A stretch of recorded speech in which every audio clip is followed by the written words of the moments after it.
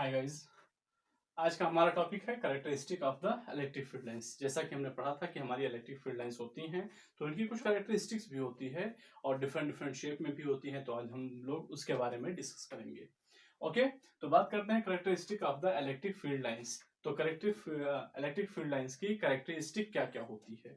तो जैसे हम लोग बात करते हैं पहले कैरेक्टरिस्टिक की, तो हम लोगों ने जैसे कि देखा था कि पॉजिटिव चार्ज से इलेक्ट्रिक फील्ड लाइंस बाहर की ओर निकलती हैं और नेगेटिव में अंदर की ओर जाती हैं।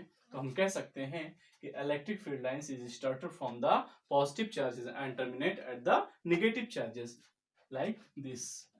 ये positive charge and this is the negative charge, यहां से निकलेंगी और यहां पर टर्मिनेट हो जाएंगी। This is the discontinuous line. Discontinuous क्यों? क्योंकि अगर हम देखें तो ये पॉजिटिव जहां चार्ज होता है वहां से स्टार्ट होती हैं और अगर निगेटिव मिल जाता है तो उसके आगे हमें कोई भी लाइंस नहीं मिलती हैं। इसीलिए हम इसको क्या कहते हैं? डिसकंटिन्यूअस लाइन कहते हैं। और दूसरी चीज, ये फील्ड लाइंस जो होती हैं ये स्मूथ कर्व होती हैं, मतलब इसमें शार्पनेस हो नहीं होती है। जैसे यहीं पर हम इसको फिर से देखते हैं कि ये इस तरह से अगर एक निकली तो ये ऐसे आती हैं, ये इस तरह से लाइन ऑफ फोर्सेस होते हैं। इसमें कभी शार्पनेस नहीं होती है। जैसे शार्पनेस का मतलब जैसे ये ऐसे गया था और ऐसे आ जाए, यहां एंगल फॉर्म हो जाए, यह शार्पनेस नहीं होती है। ये क्या होती है? स्मूथ होती हैं। और अगर हम किसी भी पॉइंट पर एक टेंजेंट ड्रॉ करें, किसी भी पॉइंट पर टेंजेंट ड्रॉ करते हैं अगर हम, तो टेंजेंट हमें उस पॉइंट पर लगने वाले फोर्स के डायरेक्शन को बताता है। ओके गाइस, फिर हम इसका अगला देखते हैं। तो हमने ये देखा कि कभी भी जो फील्ड लाइंस होती हैं वो एक दूसरे को काटती नहीं है। जैसे एक फील्ड लाइंस ये निकले, दूसरी फील्ड लाइंस ये आकर के इसको काट दे, तो they never intersect to each other. ये कभी भी एक दूसरे को काटती नहीं है। क्यों नहीं काटती हैं? क्योंकि अगर ये एक दूसरे को काट देंगी तो जैसा मैंने बताया था कि किसी भी लाइन ऑफ फोर्स पर जब हम टेंजेंट खींचते हैं तो वहां पर हमें क्या मिलता है? फोर्स का डायरेक्शन मिलता है। तो यहां पर अगर हम देखें तो इस पॉइंट पर हमें फोर्स के दो डायरेक्शन मिलेंगे एट ए टाइम, जो कि पॉसिबल नहीं है। ठीक है, किसी भी इलेक्ट्रिक फील्ड में अगर हम देखें तो एक पॉइंट में एक ही डायरेक्शन में फोर्स लगता है, कभी भी दो डायरेक्शन में फोर्स नहीं लगता है, जो कि हमें यहां पर यही बता रहा है कि इस पॉइंट पर दो डायरेक्शन में फोर्स लगता है, जो कि कभी पॉसिबल नहीं होता है। तो इसलिए ये कभी भी एक दूसरे को इंटरसेक्ट नहीं करती हैं। अगला देखते हैं हम। They behave like a stretch string try to decrease its length. ये हमेशा एक खींचे हुए रबर की तरह बिहेव करते हैं। जैसे एक रबर को आप खींच लीजिए तो वो रबर क्या चाहता है? वो अपने आप को सिकोड़ना चाहता है। आप एक स्प्रिंग खींच लीजिए तो वो अपने आप को क्या करना चाहता है? सिकोड़ना चाहता है, अपने लेंथ को छोटा करना चाहता है। उसी तरह से हमारे ये जो लाइन ऑफ फोर्सेस होते हैं ये भी उसी तरह बिहेव करते हैं। ये अपने आप को छोटा रखना चाहते हैं। तो जब ये अपने आप को छोटा रखना चाहते हैं तो ये क्या करेंगे? ऐसे सिकोड़ने लगते हैं। और यही फेनोमेना जो होता है वो दो अपोजिट चार्जेस के बीच फोर्स ऑफ अट्रैक्शन को एक्सप्लेन करता है। जैसे सपोज कीजिए कि ये पूरा स्ट्रिंग्स था, अगर आपको दिख रहा है, तो अब अगर मैं अपने हाथ को ऐसे सिकोड़ना शुरू कर दूं तो क्या होगा? ये दोनों चीजें पास आ जाएंगी। और जब भी दो ऑब्जेक्ट में फोर्स इस तरह से लगे कि दोनों ऑब्जेक्ट के बीच का सेपरेशन कम होता हो तो हम क्या कहते हैं? कि उनके बीच में फोर्स ऑफ अट्रैक्शन वर्क कर रहा है। तो इसी तरह से ये हमारा अगर एक पॉजिटिव चार्ज है और ये एक निगेटिव चार्ज है तो इनके बीच में ये जो हमारी लाइन ऑफ फोर्स है ये अपने लेंथ को छोटा करना चाहती है। तो जब ये अपने आप को छोटा करेंगी तो एक एंड पर ये चार्ज बंधा है, एक एंड पर ये चार्ज बंधा है, तो ये दोनों चार्ज क्या होंगे? एक दूसरे के पास आ जाएंगे।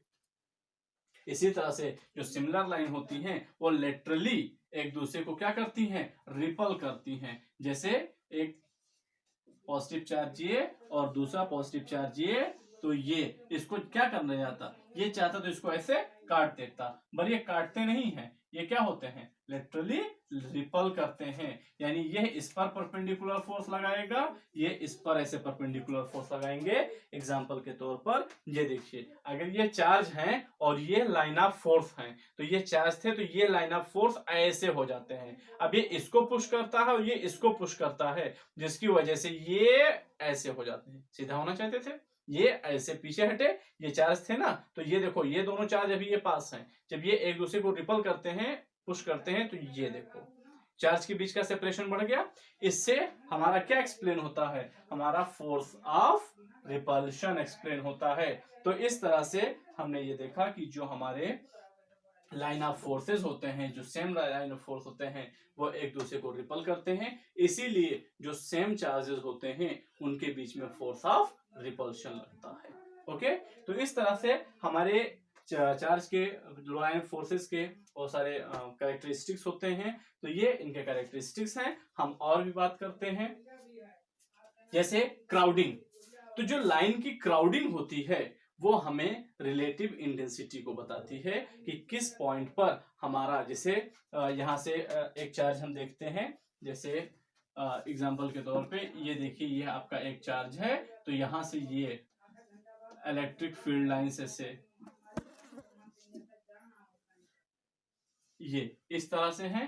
तो अब हम देखें तो यहां पर हमारे लाइन ऑफ फोर्स की क्राउडिंग ज्यादा है, जबकि यहां पर लाइन ऑफ फोर्स की क्राउडिंग कम है। तो इसके रेस्पेक्ट में यहां पर हमारे फील्ड की जो स्ट्रेंथ होगी वो क्या होगी, ज्यादा होगी, और इसकी स्ट्रेंथ कम होगी।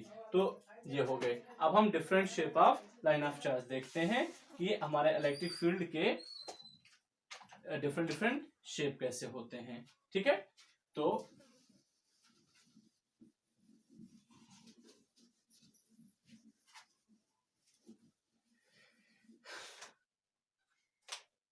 देखिए, अगर एक पॉइंट चार्ज है तो उससे लाइन ऑफ फोर्स का शेप कैसा होगा, पॉजिटिव। अगर है ये तो पॉजिटिव से बाहर की ओर होंगी। ठीक है, ये इलेक्ट्रिक फील्ड लाइंस हैं ड्यू टू पॉइंट चार्ज। ये इस तरह से। अगर निगेटिव है तो निगेटिव के लिए अंदर की ओर होंगी, इस तरह से। ठीक, दूसरा लीनियर चार्ज। जैसे आपने क्या किया, एक कंडक्टर लिया और इस पर चार्ज को डिस्ट्रीब्यूट कर दिया। ठीक है, चार्ज पे डिस्ट्रीब्यूशन कैसे होता है, किसी भी कंडक्टर पर चार्ज का डिस्ट्रीब्यूशन कैसे होता है। जैसे ये एक कंडक्टर था, कंडक्टर मतलब जो चार्ज को चलने के लिए अलाउ करे। तो ये कंडक्टर था, हमने एक चार्ज पुट किया, मैं यहां दिखाता हूं आपको जी। हमने एक चार्ज यहां पुट किया, इसने क्या किया, यहां पर हो गया। अब जब दूसरा चार्ज पुट करते हैं तो यह एक दूसरे को क्या करेंगे, रिपल करेंगे, और रिपल करके कहां जाते हैं, मैक्सिमम डिस्टेंस पर, जितना पॉसिबल हो सके उतने डिस्टेंस पर जाते हैं। तो यह दोनों ये कॉर्नर पर आ जाएंगे, इस तरह से। इसी तरह से जब मैंने एक चार्ज और पुट किया कहीं पर, तो ये इसको क्या करेगा, रिपल करेगा, ये भी इसको रिपल करेगा। लेकिन अब ये कहां जाएगा, जब दोनों लोग फोर्स लगा रहे हैं तो इस बेसिस पर हमारा यह चार्ज उस तरफ शिफ्ट होगा जहां पर इस पर फोर्स मिनिमम लगे।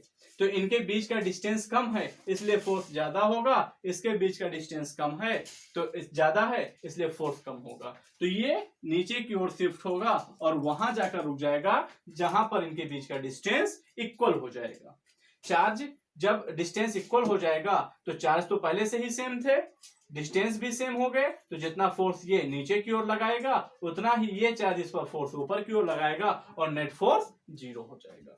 तो इस तरह से ड्यू टू रिपल्शन ये इक्वली डिस्ट्रीब्यूट हो जाते हैं अपने आप किसी भी कंडक्टर पर। तो अगर इस तरह से हमारे पास कोई एक लीनियर चार्ज है तो उस चार्ज के थ्रू किस तरह का लाइन ऑफ फोर्स जनरेट होगा, तो इसके थ्रू जो लाइन ऑफ फोर्स जनरेट होते हैं आपके, वो एंड पर तो कर्व होते हैं इस तरह से, लेकिन जो बीच में होते हैं ये सर्कुलर होंगे ऐसे, इस तरह से। यहां पर भी इस तरह से ऐसे होंगे, ये ऐसे इस तरह से, यहां पर भी ऐसे होंगे। मतलब ये जैसे मैंने बताया था आपको कि एक जो कंब आता है, ठीक है, उसमें टीथ बाहर की ओर निकले हुए होते हैं, उस तरह का ये शेप होगा एक लीनियर चार्ज के थ्रू। अब अगर मान लीजिए आपका कोई स्फेरिकल चार्ज है, तो सॉलिड स्फीयर और हॉलो स्फीयर दोनों के लिए देखते हैं।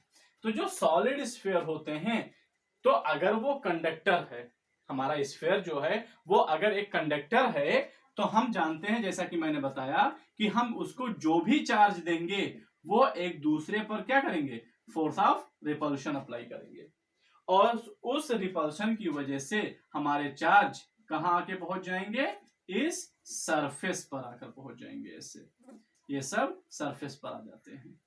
तो अब यहां पर जो चार्ज होंगे, इससे जो लाइन ऑफ फोर्स बनेगा वो कैसे बनेगा, बाहर की ओर, रेडियल बाहर की ओर, ऐसे ऐसे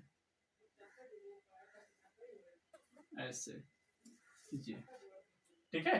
तो ये लाइन ऑफ फोर्स बाहर की ओर जाएंगे, और अगर निगेटिव दिया है आपने तो अंदर की ओर हो जाएंगे, ठीक है। नेक्स्ट चलते हैं एक शीट के थ्रू। अगर हमारे पास एक सीट है या डुअल सीट है तो कैसा होगा, तो यहां पर एक प्लेन के थ्रू, जैसे ये एक सीट है,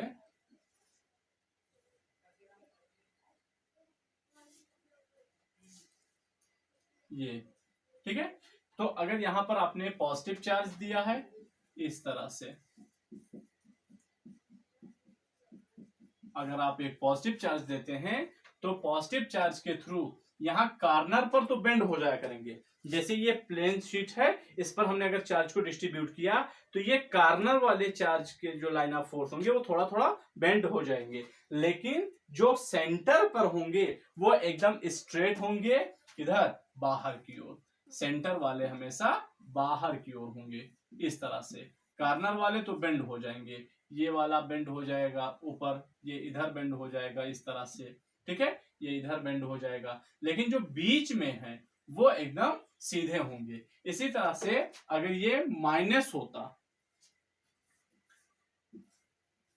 अगर इस पर माइनस चार्ज डिस्ट्रीब्यूट होता तो डायरेक्शन केवल अंदर की ओर हो जाता, ऐसे यहां पर क्या चेंज होगा, केवल डायरेक्शन, अगर ये माइनस चार्ज है तो।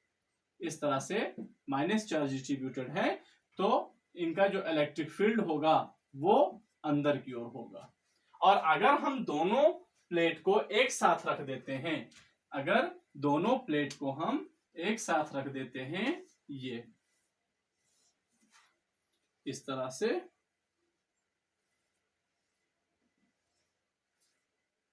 यानी एक पे तो पॉजिटिव हो और दूसरे पे निगेटिव हो, ये निगेटिव हो, ठीक है। तो वही चीज कॉर्नर पर कर्व में हो जाएंगे इस तरह से, कॉर्नर पर, ठीक है, कॉर्नर पर ये क्या हो जाएंगे, बेंड हो जाएंगे, लेकिन बीच में एकदम स्ट्रेट होंगे, पॉजिटिव टू निगेटिव। तो याद रहे इलेक्ट्रिक फील्ड का डायरेक्शन क्या होता है, हमेशा पॉजिटिव टू निगेटिव होता है, ठीक है। इस तरह से इस शेप में होंगे हमारे। अगर दो पॉइंट चार्ज एक साथ रखे हो तो क्या होगा, तो यहां पर भी दो केस अराइज होता है। अगर दोनों पॉइंट चार्ज अपोजिट है तो लाइन ऑफ फोर्स ऐसे निकलेगा, ऐसे निकलेगा, ऐसे, ये इस तरह से निकल जाएंगे, यहां पर भी ऐसे इस तरह से निकल जाएंगे। ये सॉरी, ये पॉजिटिव है तो इससे बाहर की ओर होंगे इस तरह से, और निगेटिव में अंदर की ओर होते हैं ऐसे, ठीक है। अगर सेम चार्जेस हैं, ये सेम चार्ज है, अगर